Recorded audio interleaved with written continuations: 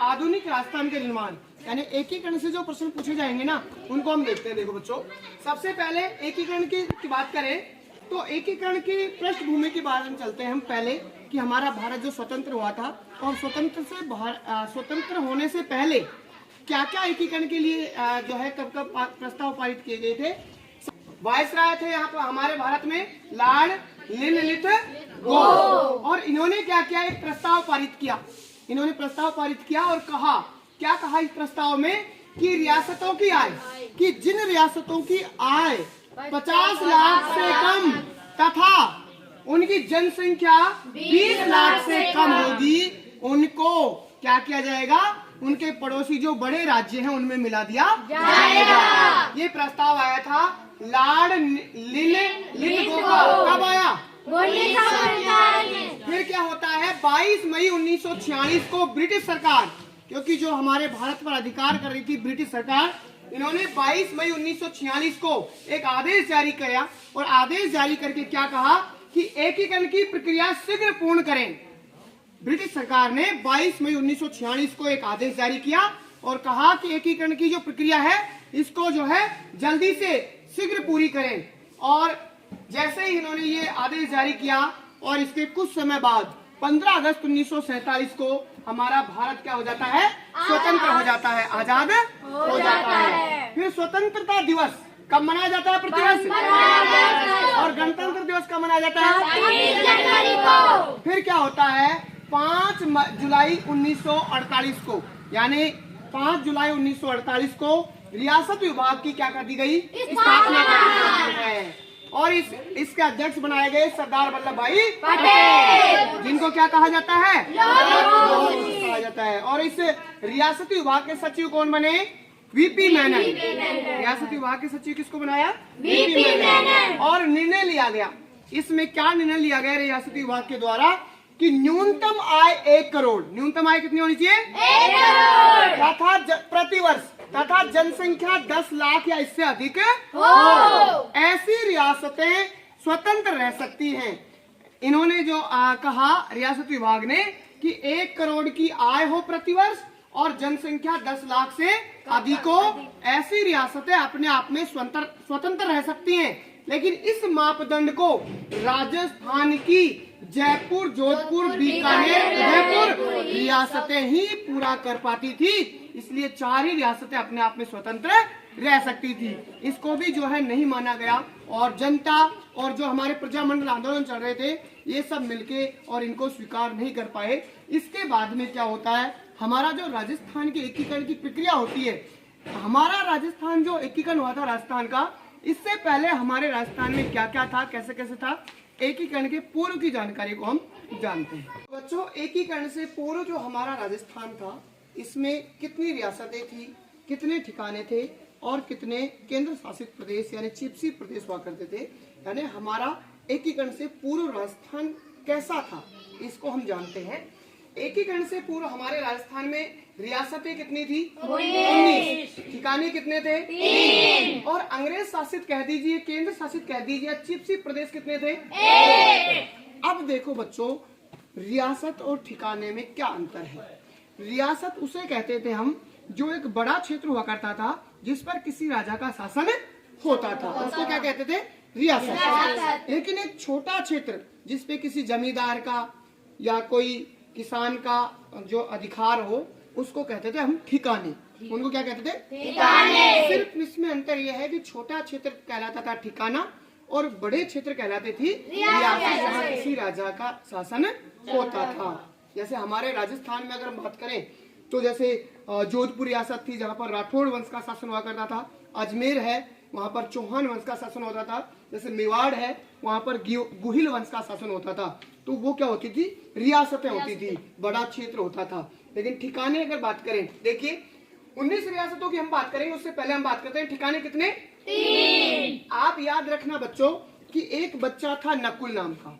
क्या नाम था बच्चे का? नकुल। नाम ही क्या था उसका? नकुल। वो बहुत ज्यादा शरारती था। वो क्या था? शरारती। देखो न से बन जाता है नीम राणा, और नीम राणा कहाँ है बेटा? कु बन जाता है कुशलगढ़, और कुशलगढ़ कहाँ बेटा? और ल से बन जाएगा? लावा। और लावा पहले कहाँ आता था बेटा? जयपुर में। लेकिन वर्तमान में कहाँ आता है? टोंक में। ये 3 ठिकाने याद हो जाएंगे। क्या याद रखना है अपन को? नकुल।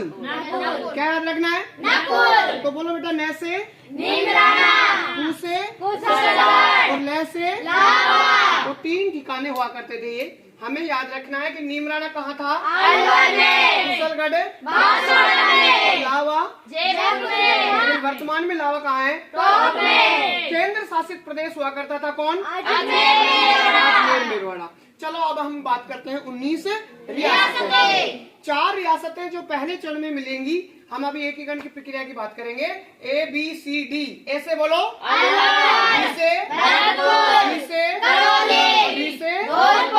और एक इसके साथ में नीमराना मिल जाता है ठिकाना। चलो तो 4 रियासतें हो जाती हैं। इसके बाद बोलो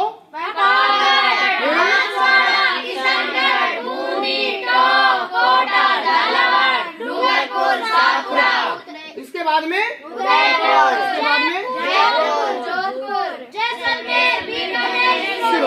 ये 19 रियासतें हमारे राजस्थान में हुआ करती थी।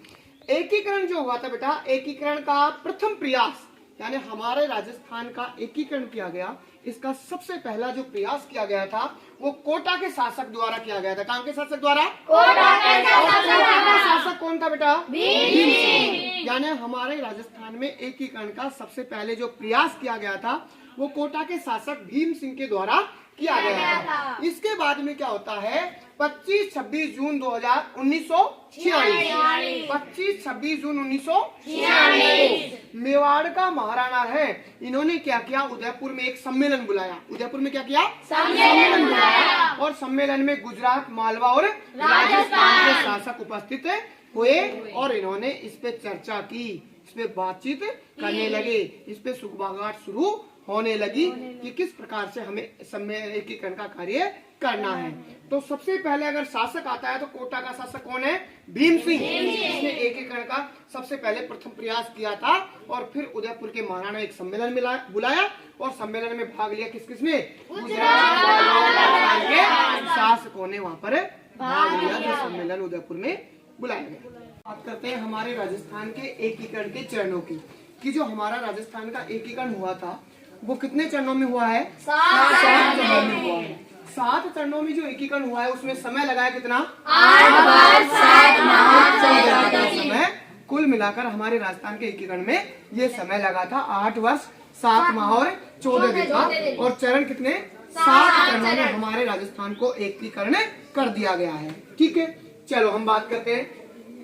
हम यहाँ पर बात करेंगे चरण, फिर उसका संघ का क्या नाम बना गया, फिर गठन की दिनांक, रियासत व ठिकाने कौन कौन से मिलाए गए कौन से चरण में, फिर उसकी राजधानी क्या रही, उसका राज प्रमुख कौन बना, प्रधानमंत्री कौन बना और उसका उद्घाटनकर्ता कौन है। इन सबको हम प्रत्येक चरण में बात करते हैं।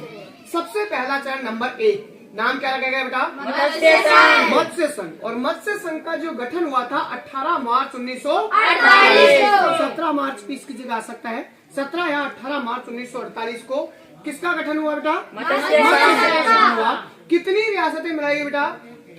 4 रियासतें मिलाई गई। ABCD ऐसे बोलो। धौलपुर। और एक ठिकाना मिलाया गया कौन सा? और बेटा पहला चरण जो मत्स्य संघ बना है, इस मत्स्य संघ की राजधानी किसे बनाया गया? तो आपसे सीधा सा एग्जाम में प्रश्न पूछा जा सकता है कि मत्स्य संघ की राजधानी किसको बनाया गया?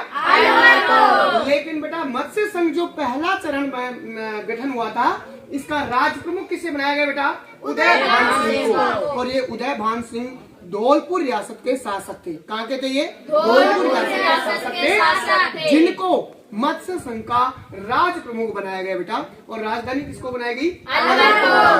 और बेटा पहला जो मत्स्य संघ है, इस मत्स्य संघ का प्रधानमंत्री किसे बनाया गया?